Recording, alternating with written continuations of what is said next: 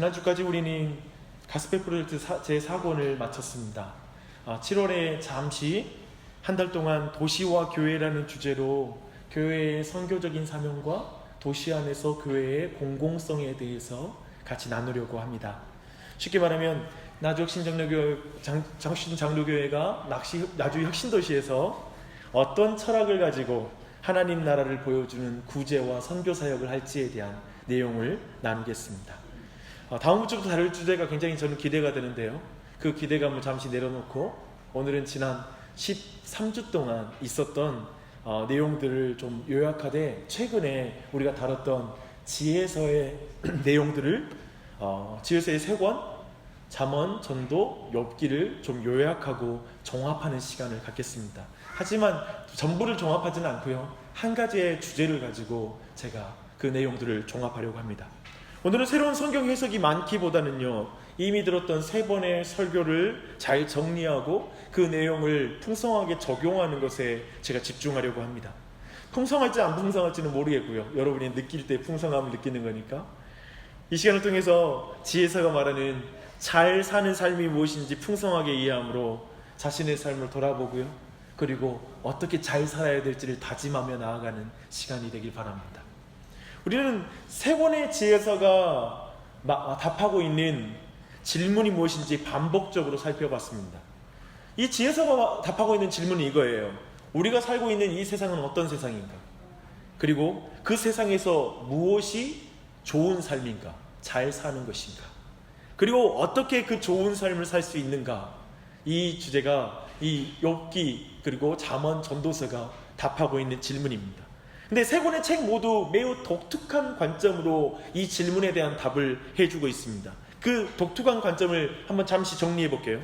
잠언은 젊고 스마트한 여자 선생님이라고 했어요. 정말 똑부러져요. 근데 그런 이 질문에 대해서 이렇게 대답합니다. 이 세상은 어떤 세상이냐고요? 이 세상은 공의로우신 하나님이 정의로 다스리는 세상입니다 라고 말하죠. 그렇다면 이 땅에서 삶은 하나님의 말씀에 순종하고 그리고 그 순종의 보상이 주어지는 삶이 있습니다 라고 말합니다. 세상에는 선과 악이 있다는 거예요. 그리고 그것은 오직 하나님이 정하신다라고 고백하고 있습니다. 선악의 기준이 누구라고요? 하나님이에요. 그래서 사람은 하나님의 말씀에 맞춰 지혜롭게 살아가면 성공할 수 있다라고 잠언은 약속하고 있습니다. 하나님의 말씀에 순종한 의인은 복을 받을 것이고요, 악인은 벌을 받게 될 것입니다. 이것을 잠언은 말하고 있습니다. 전도서는 중년의 비판과 같다라고 우리가 말했습니다. 그는 약간 시크하게 이렇게 말합니다. 도덕률을 따라가면, 인과율을 따라가면 성공한다는 말이 좀 거슬리는군요. 이 세상은 항상 공의가 실천된 것이 아닙니다. 항상 자세히 살펴보면 항상 뿌린 대로 거둬들이는 것은 아닙니다. 때론 정직한 사람이 망하기도 하고, 때론 편법을 사용하는 사람이 성공하기도 하더군요. 이렇게 말하죠. 전도서의 저자는 하나님이 이 세상을 통치하는 걸 믿어요. 하지만 항상 눈에 보이는 결과가 공정하지는 않더라는 거예요. 눈에 보이는 결과가 정의롭지는 않더라는 거예요. 그런 의미에서 전도서가 말하는 세상과 인생은 예측 불가능하고 이해하기 힘든 것이라고 말하고 있습니다. 마치 연기처럼 말입니다. 헤벨처럼. 지난주에 우리가 지지난주인가요? 우리가 살펴봤죠. 근데 욥기는 모든 희노애락을 가장 극단적으로 경험한 노인이 말하는 거예요. 그가 이 세상과 인생에 대해서 이렇게 말합니다. 그의 인생의 전반은 생각해보면 욥의 인생의 전반은 잠언의 말씀이 그대로 이루어지는 인생이었어요. 그렇지 않아요?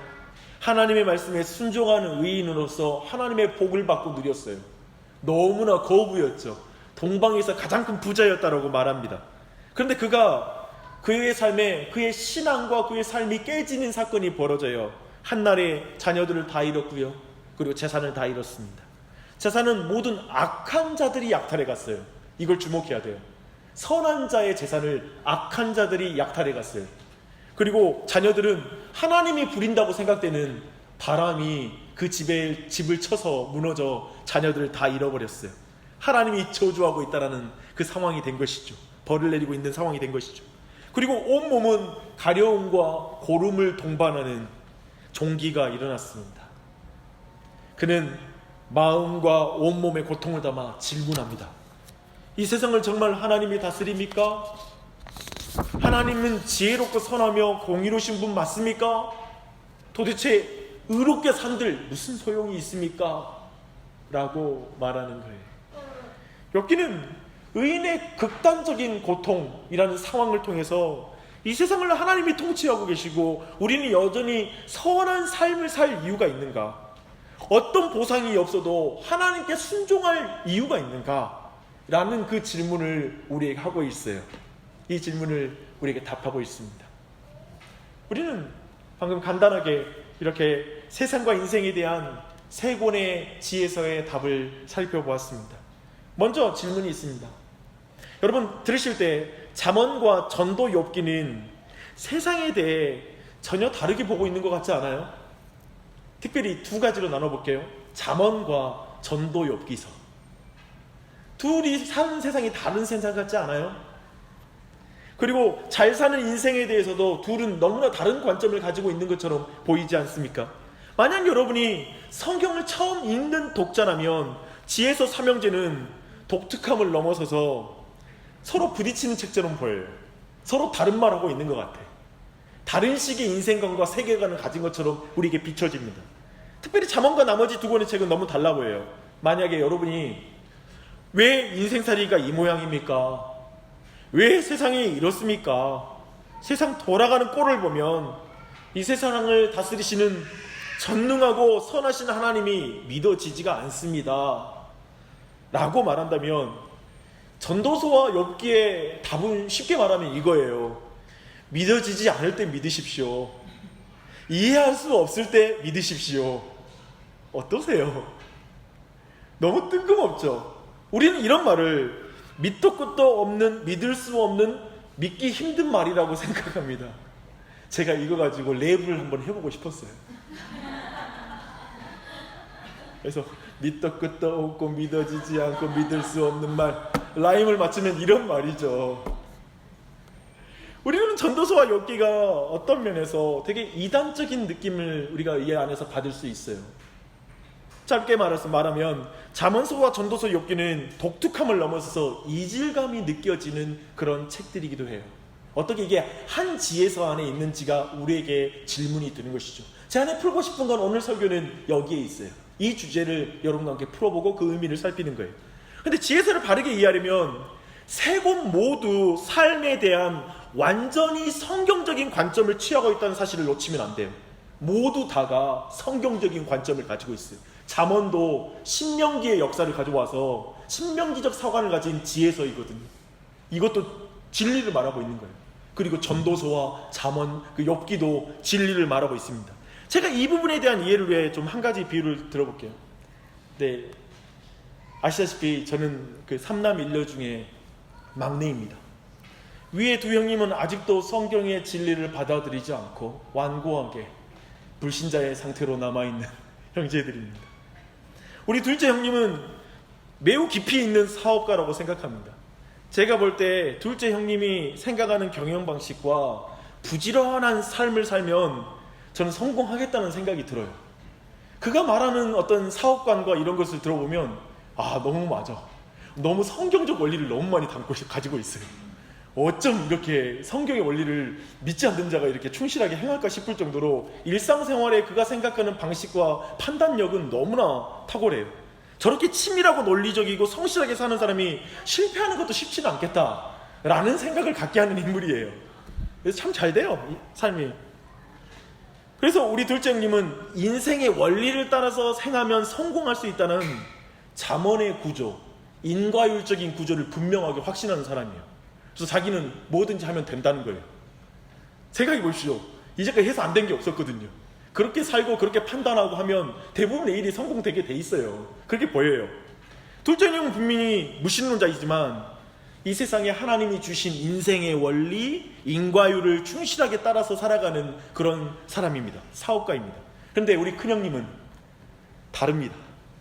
그는 뼛속까지 공무원 스피릿을 가지고 태어난 사람입니다. 전혀 사업을 하면 무조건 망할 것 같은 그런 형입니다. 그래서 우리 큰형님은 대학 졸업 후에 한동안 공무원 시험을 계속 치렀는데 계속 떨어졌어요. 그러면서 참 우리 큰형이 염세적인 사람이 됐어요. 지금도 마찬가지예요. 얼굴빛부터 달라요. 조금은 중년의 비평가와 같은 인생관, 좀 전도서적인 인생관을 가지고 있어요. 해도 안 된다는 거죠. 안 될 수 있다는 거예요. 문제는 집안의 중요한 문제로 형제들이 모여서 서로의 견해를 나누면 두 사람이 확연하게 다르다는 거예요. 둘째 형님은 문제의 원인 파악 굉장히 빨리 해요. 그리고 그에 따라서 가족들마다 어떤 행동의 원칙을 취하면 이 문제를 이렇게 극복할 수 있다는 게 그냥 순서대로 플랜이 나와요. 그러나 큰형님은 문제의 원인엔 동의해요. 하지만 아버지와 어머니 그의 형제들도 그의 행동 원칙에 따라서 살 수 없는 자질과 기질을 가지고 있으니 그냥 욕심 부리지 말고 문제를 관리하는 수준으로 문제를 해결하자라고 생각해요. 이해되죠? 우리 인생에 딱 있죠? 저는 가족회의가 끝나면 두 분에게 전화를 또 한 번 받습니다. 그리고 두 분의 마음의 토로를 들어요. 둘째 형님은 큰형님이 뻔한 답이 있는데 그것을 행하지 않으니 우리 집의 문제가 해결이 안 되는 것이다. 늘 쳇바퀴 돌듯이 또 문제 발생하면 또 모이고 한다. 이게 문제다 라고 말합니다. 큰형님은 이렇게 말해요. 둘째 형님이 말하는 그 뻔한 답을 누가 모르겠냐. 그건 뻔한 답이다. 하지만 둘째 형은 하나만 알고 둘을 모른다. 아직 인생을 모른다. 사람이 답대로 되냐? 그 말을 듣습니다. 제 입장은 뭐냐고요? 제 입장은 이거예요. 둘 다 틀린 게 아니라 둘 다 맞다는 게 제 입장이에요. 둘 다 인생의 중요한 문제를 답하고 있어요. 그리고 저는 매우 구체적으로 이 문제를 해결하는 방식도 알겠어요. 저 두 사람 안에 어떤 식으로 대화를 하면 풀리지 않을까 생각이 되는 지점들이 있어요. 오늘 설교 중반부에 가서 한번 그 주제를 좀 다루겠습니다. 제가 굳이 저희 가족의 이 부끄러운 이야기를 예로 들어 설명하고 싶은 그 내용이 있습니다. 지혜서 3권을 우리는 서로 대립하는 것이 아니라 모두 성경적인 관점을 가지고 있다는 걸 말하기 위해서 제가 굳이 이 이야기를 했습니다. 우리는 삶에서 분명히 경험하는 게 있어요. 이 방식만이 성경적이라고 고집하면 대화가 되지 않아요. 내 방식이 성경적이라고 생각하면 다른 사람의 말을 듣지 않아요. 성경적이지만 굉장히 다른 방식이 있는 게 가능하다라는 것을 인정할 때 우리는 자신의 생각을 내려놓을 수도 있고요. 상대 이야기를 들을 수도 있는 거예요. 그런 의미에서 우리는 지혜서 3권이 그렇게 좀 더 풍성하게 3권에 너무나 다른 것 같이 말하는 내용이지만 이것은 더욱 풍성하게 우리로 하여금 지혜로운 삶을 살게 하는 하나님의 방법이라는 걸 우리가 이해할 필요가 있습니다. 우리는 지혜서 3권을 조화롭고 균형 있게 이해할 때 인생에서 크고 작은 문제를 다른 사람과 함께 해결할 수 있어요. 그게 지혜로운 거예요. 그렇지 않아요? 그쵸? 그런데 말은 쉬우나 실제 삶에서 이 부분은 굉장히 어려워요. 우리는 기본적으로 이 의견들이 조금 다르면 서로 상대가 틀렸다고 말하는 본성이 있습니다. 오늘 전도서와 관련해서 이 지혜서와 관련해서 내용과 한번 살펴볼게요. 욥기 2장 9절을 한번 보십시오. 욥이 지금 온몸에 종기가 났어요. 그리고 질그릇 조각으로 몸을 긁고 있는 것을 보고 그의 아내가 하는 말이 이 말이에요. 당신이 그래도 자기의 온전함을 굳게 지키겠느냐? 하나님을 욕하고 죽으라 라고 말해요. 아내에게 이런 말 들으면 죽고 싶을 거예요. 그렇죠? 죽을 맛인데 아내에게 이런 말 들으면 또 죽을 맛이에요. 욥의 아내가 말은 한마디로 이런 말이에요. 온전한 삶에 보상하지 않는 하나님은 믿을 필요가 없다. 그가 이 세상을 선하게 통치하지 않는 게 분명하다. 당신이 이렇게 비참하게 만든 신이라면 당신도 그 앞에서 온전할 필요 없다. 그러니까 구질구질하게 살지 말고 그 신을 욕하고 죽어라. 지금 이 말이죠. 지금 지혜서의 구도에서 설명하면 욥의 아내는 선한 삶에 대해서 보상을 해주기는커녕 선한 삶의 고난으로 보답하는 하나님이라면 이제 그 하나님의 말씀에 따를 필요는 없다는 거예요. 그것을 지금 주장하고 있는 거예요. 근데 이 주장이 우리 모두에게 오늘날 강력하게 영향을 주고 있는 주장이라는 게 느껴지세요? 여러분도 이 상황에 들어가면 이렇게 되지 않겠어요? 쉽게 말하면 순종에도 보상이 없고 도리어 고난이 닥치면 우리는 잠언의 말씀 믿기 힘들어요. 그 말은 거짓말처럼 느껴져요.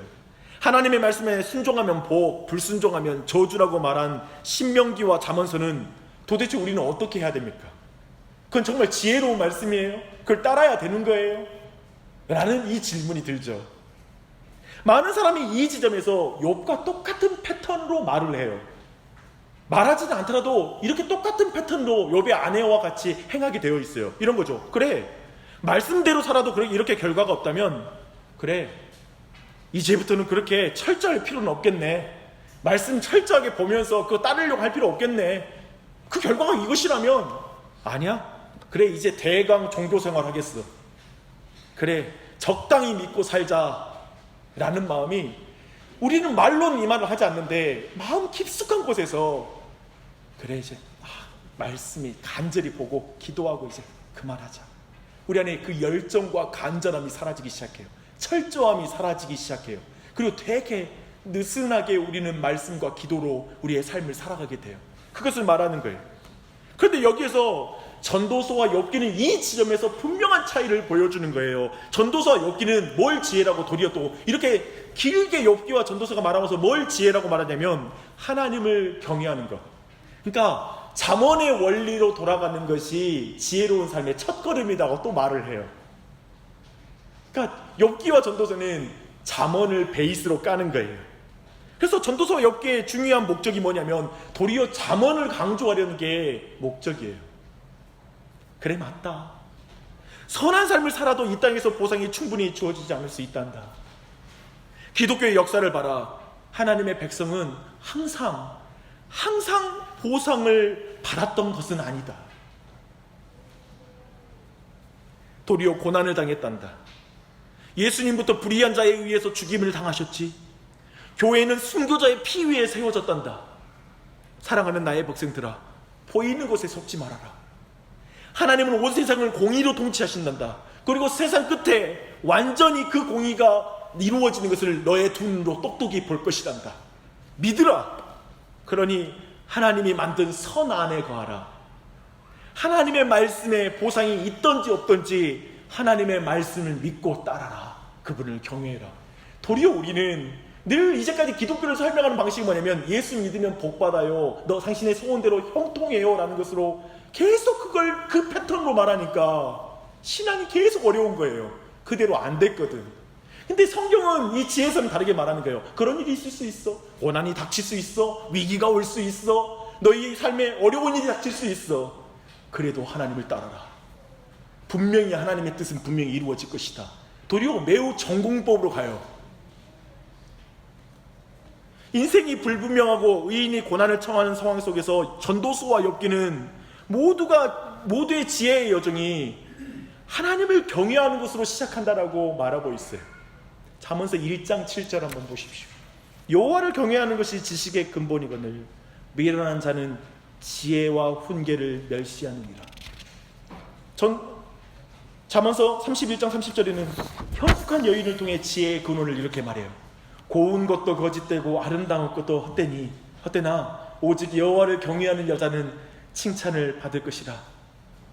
안티에이징도 헛되고 성형수술도 헛되나 오직 여호와를 경외하는 것이 여자가 칭찬받는 것이다 라고 이렇게 말하고 있습니다. 전도서 12장 13절 14절에는 또 이렇게 말해요. 일의 결국을 다 들었으니, 이게 끝이거든요. 마지막 절이에요.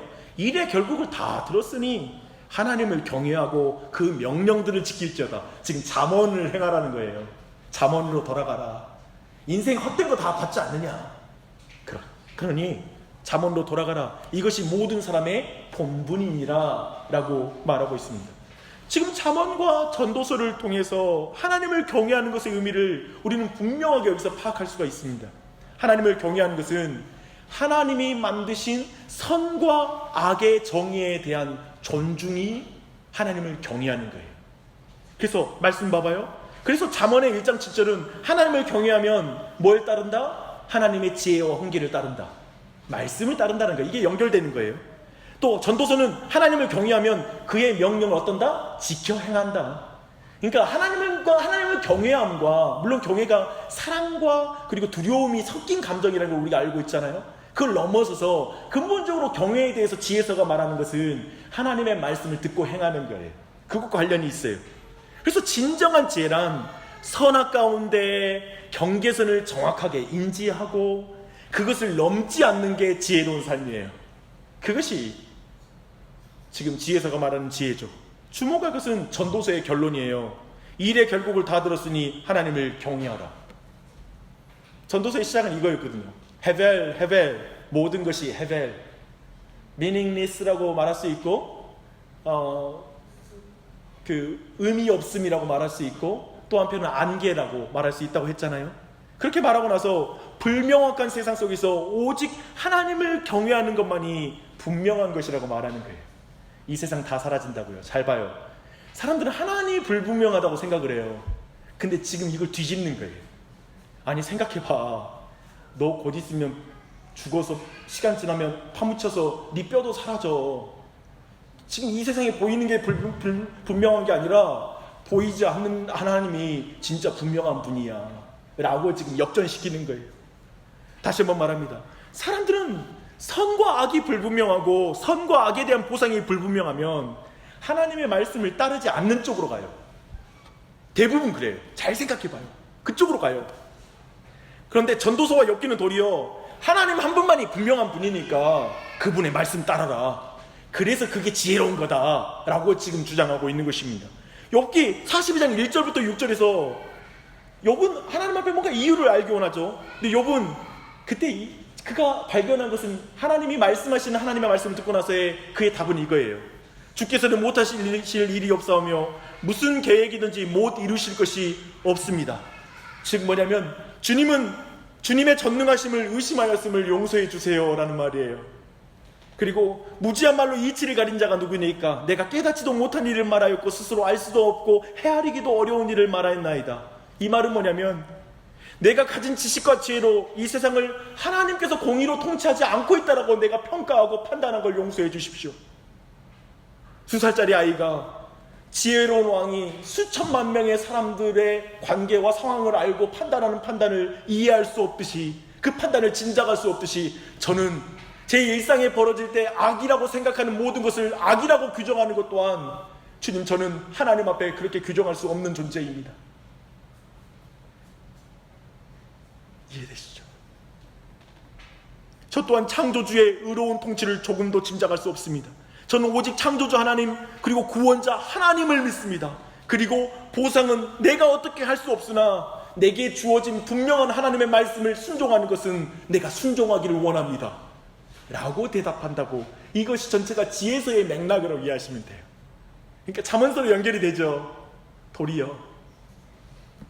그리고 이제 욥이 하나님을 사랑하고 두려워함으로 하나님의 선악에 대한 정의를 믿고 하나님의 명령을 지키는 자리에 설 것임을 고백하는 것입니다.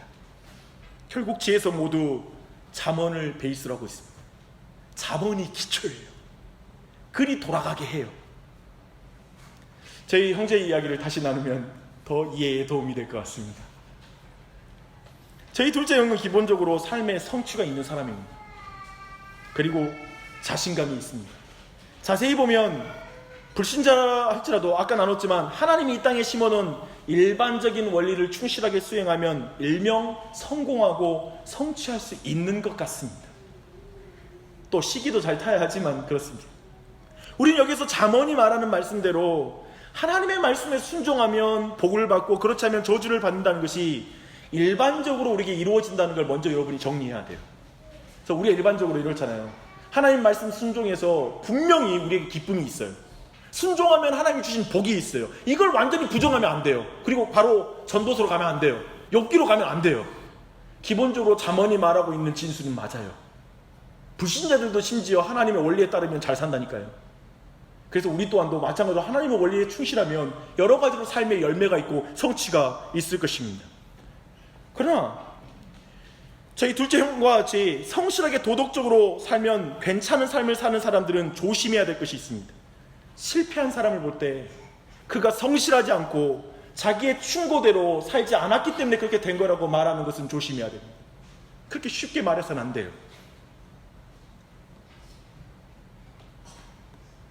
자신의 충고대로 행하지 않았기 때문에 그렇게 안 됐다라고 말하는 건 위험한 말이에요. 한편 제가 좀 더 보고 싶은 건 저희 큰형과 같은 캐릭터들입니다. 뭐냐면 누가 안 해봤냐? 누가 그걸 그런 답 모르나? 좀 뻔한 말 좀 그만해. 답 늘어놓는 사람들이 제일 얄미워. 이게 제가 볼 땐 많은 사람에게 있는 사고방식이고, 특별히 신앙으로 들어오면 거의 99%가 이쪽이에요. 이해돼요? 일반 생활은 굉장히 자신 있게 할 자신이 있는데 신앙생활로 오면 이 말 나와요. 꼭 저도 기도해봤는데요, 노력해봤는데 안 돼. 이 부분은 또 어떻게 안 되거든, 자기 힘대로. 그래서 이 말에 대부분의 신앙적 고백이 여기 안에 담겨 있습니다. 여기서 결정적인 문제는 이제 답을 행하는 시도를 하지 않겠다라는 반감이 있다는 거예요. 이해되세요? 이제 그거 안 하겠다는 거야. 답을 잠언으로 안 가겠다는 거야. 잠언 식상해라는 말부터 나와요. 지금 욥기와 전도서는 지금 이 지점에서 동의하지 않는 거예요. 보상이 주어지던 그렇지 않던 원리에 충실하라는 거예요. 이게 성경이 우리에게 요구하는 거예요. 하나님의 말씀 붙잡고 살아야 된다는 거예요. 보상이 있던 없던, 고난을 당하던 그렇지 않던, 여러분이 부자가 되든 그렇지 않던 원리에 충실하라는 거예요. 그리고 도리 이 원리에 충실하도록 욥기와 잠언이, 전도서가 우리의 감정을 만져주고 있어요. 욥기는 여기서 많은 지혜를 주고 있습니다. 욥기의 지혜를 따르면 이렇게 우리가 대화할 수가 없어요. 당신이 그러니까 계속 제자리 걸음이지. 부부 사이에도 이런 말 하기도 하고 다른 자녀들에게도 이 말 하잖아요. 너가 그러니까 계속 제자리 걸음인 거야. 늘 그 패턴을 벗어날 수 없는 것이지. 제발 말만 번지르르게 하고 철학자처럼 말하지 말고 행동 하나라도 해. 설거지 그냥 하나라도 해. 답답한 인생아, 나 안 바뀌어. 말만 맨날 해. 뭐 바뀐 거 하나라도 있어? 그렇게 말하는 사람도 안 바뀌었어요. 이렇게 말하면 또 여기에서 반대로 치죠. 이런 말이 나와요. 욥의 새 친구처럼 말하는구먼. 누가 답을 모르니? 누가 안 해봤니? 너는 운 좋게 됐겠지. 하지만 나의 경우는 다르다고. 왜 나를 너의 박스에다가 놓고 너에게 가두려고 하지? 그냥 나의 삶을 공감해주면 안 돼? 그냥 나는 같이 울어주는 사람이 필요하다고. 이러면 또 답이 안 나와서 더 싸우죠. 욥기는 지금 둘 모두의 자세를 교정하는 거예요. 지금 지혜서는 이 둘 모두를 교정하고 있어요. 전자에게는 사람을 쉽게 판단해서는 안 된다는 것이고요. 그리고 자신의 성공과 방법으로 다른 사람을 판단하고 정죄하지 말라는 거예요. 물론 후자에게도 교훈을 줘요. 전자를 깊이가 없다고 무시하지 말라는 거예요. 자신의 실패로 성공을 판단하면 또 안 돼요. 그거 아세요? 사람은 자신의 성공으로 다른 사람을 판단하는 오류가 있지만 또 한편에 자신의 실패로 다른 사람의 성공을 판단하는 오류도 있어요. 도리어 우리 형제의 경우를 한번 보십시다. 저는 우리의 형제의 경우에 도리어 문제에 대한 대책이 성공하던 성공하지 않던 하나님의 원리를 행하자로 가야 돼요. 이해되세요? 지금 큰형은 정답 모르냐? 하고 안 하잖아요. 한쪽은 이렇게 하면 된다고 말하잖아요.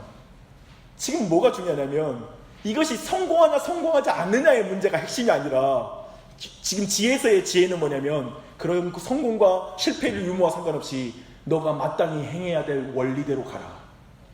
그 문제에서 바르게 풀어나갈 원리를 네가 결정하고 하나님의 말씀 앞에 옳은 길을 네가 걸어가라.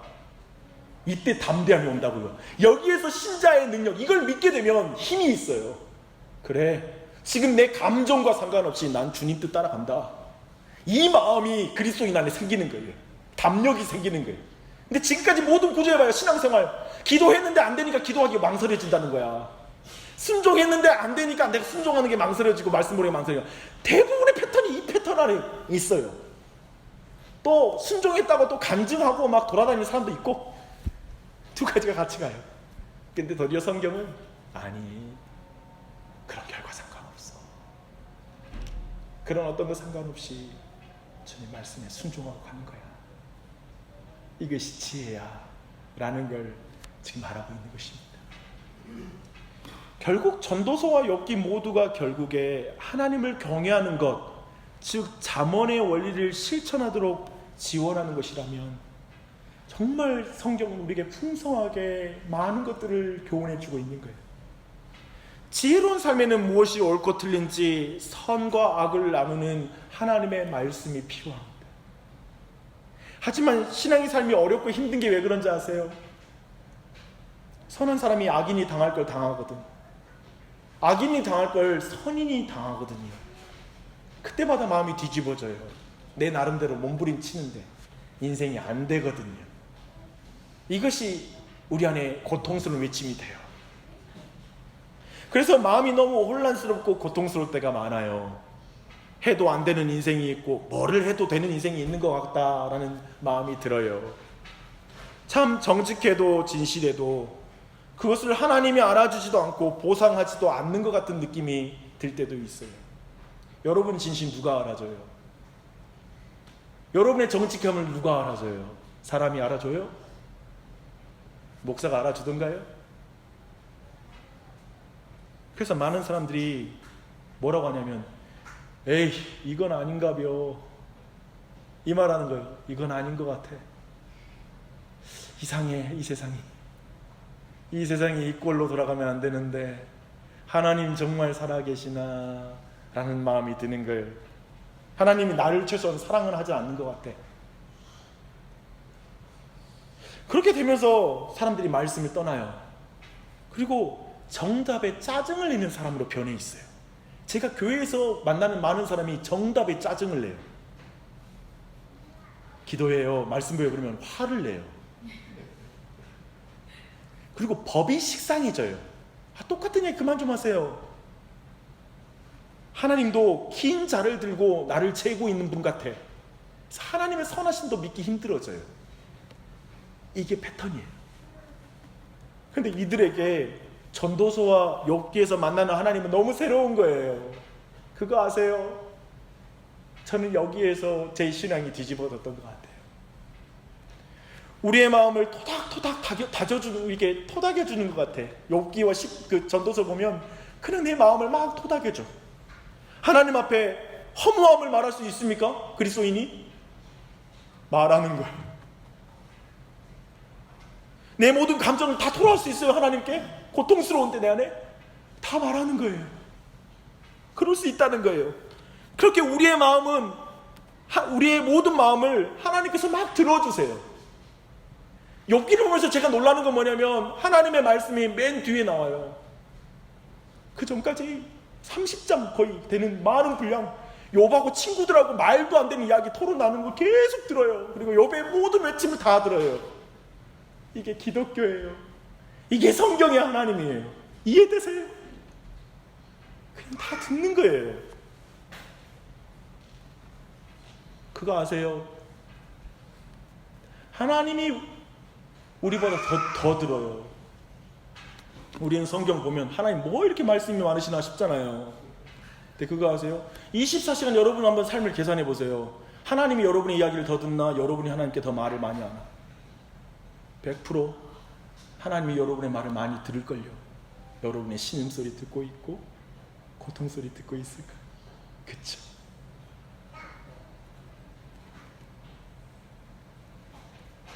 그렇게 하나님은 우리의 마음을 토닥여주는 거예요. 우리 그럴 때 화나잖아요.